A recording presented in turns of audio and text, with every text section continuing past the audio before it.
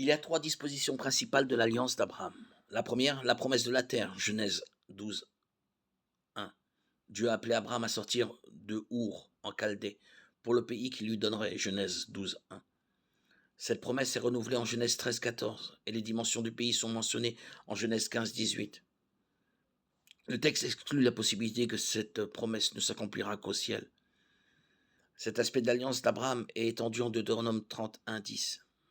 La promesse de la descendance est aussi la deuxième disposition principale de l'alliance d'Abraham. Dieu a promis à Abraham de faire de lui une grande nation, alors qu'il était âgé de 75 ans et n'avait pas d'enfant.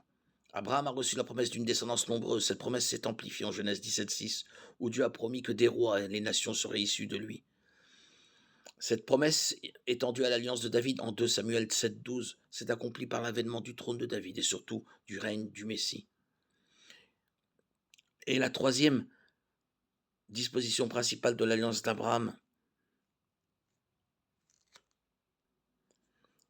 est bien sûr la promesse de la bénédiction et de la rédemption. Genèse 12:3.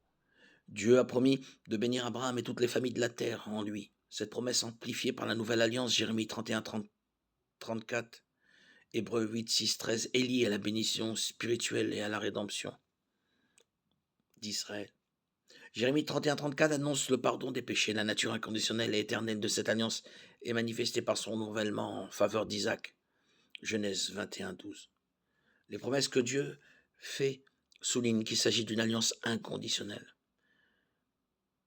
Elle sera par la suite confirmée à Jacob, Genèse 28:14-15. Il est important de noter que Dieu a renouvelé ses promesses malgré le péché des patriarches, ce qui accentue encore la nature inconditionnelle de son alliance.